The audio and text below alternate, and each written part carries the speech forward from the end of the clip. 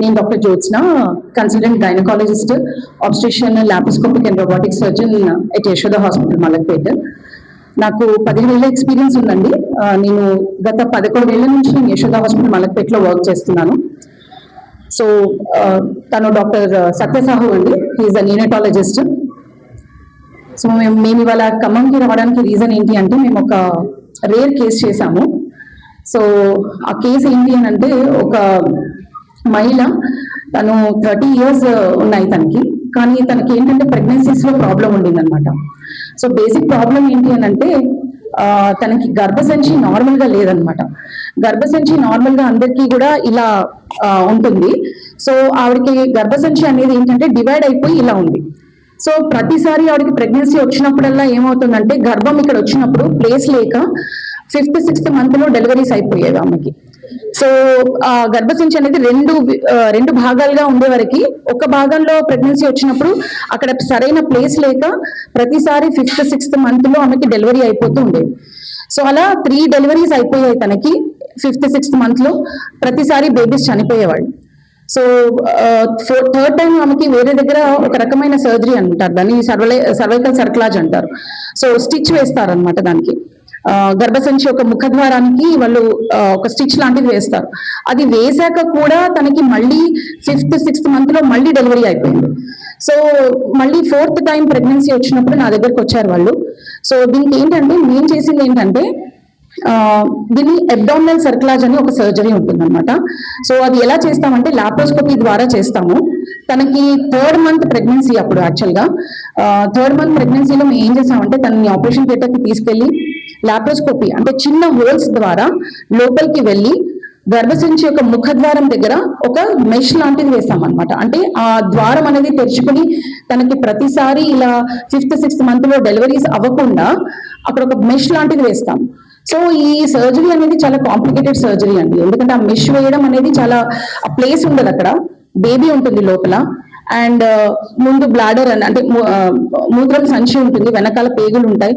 So it is very complicated surgery basically. So మేము అందుకే ఒక ఆల్మోస్ట్ 2.5, 3 hours పట్టింది మాకు సర్జరీ చేయడానికి. ఆ మెష్ వేసిన తర్వాత కూడా, వేసేటప్పుడు కూడా మనకి ఏంటంటే, ప్రెగ్నెన్సీలో ఎక్కడైనా గర్భసంచిలో ఎక్కడ ముట్టుకున్నా మనకి ఇలా టచ్ చేసిన వెంటనే బ్లీడింగ్ అంత హెవీగా ఉంటుంది ప్రెగ్నెన్సీలో. ఎందుకంటే ప్రెగ్నెన్సీలో బ్లడ్ సర్క్యులేషన్ అనేది అంత హెవీగా ఉంటుంది అనమాట. సో ఆ స్టిచ్ వేసేటప్పుడు కూడా తనకి బ్లీడింగ్ కంట్రోల్ చేసుకుంటూ చేయాల్సి వచ్చిన అవసరం వచ్చింది. సో ఆ మెష్ వేసాము. వేసిన తర్వాత ఆ పేషెంట్ మా దగ్గరికి కంటిన్యూస్ గా ఫాలోఅప్స్ కి రమ్మని చెప్పాము. ఆ దాంట్లో కూడా ఆమె డయాబెటిక్ అంటే షుగర్ పేషెంట్ మళ్ళీ తను.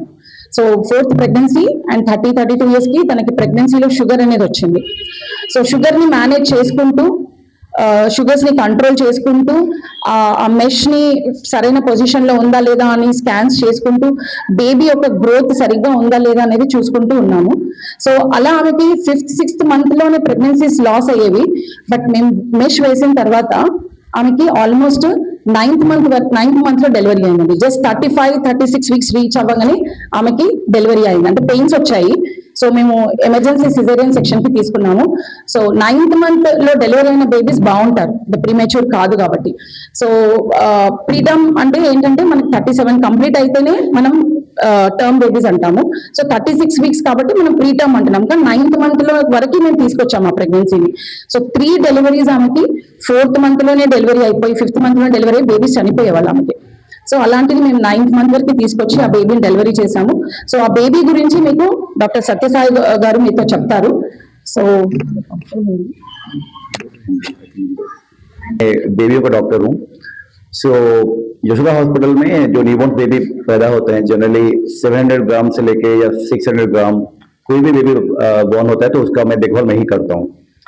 जो मैडम ने भी बताया कि इतना कॉम्प्लिकेटेड डिलीवरी था, क्योंकि जनरली वो बेबीज लॉस होते हैं, काफी सारे अबॉर्शन भी हुए थे.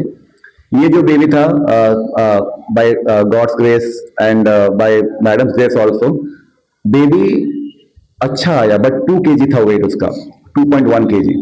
बट बेबी का बहुत ज्यादा ही ब्रीदिंग डिफिकल्टी था, लंग्स इमेच्योर था, सारे ऑर्गन्स इमेच्योर थे. तो हम लोग उसको डायरेक्टली डिलीवरी रूम से उसको NICU में लेके गए. लेके जाने के बाद हम लोग उसको वेंटिलेशन में स्टार्ट किए. वेंटिलेटर जो होता है हमारा, हम ट्राई किए उसको इन्वेसिव वेंटिलेशन ना देके नॉन इन्वेसिव नाजल से देने के लिए. नाजल वेंटिलेशन मतलब एक मास्क लगा के उसको वेंटिलेट करते हैं।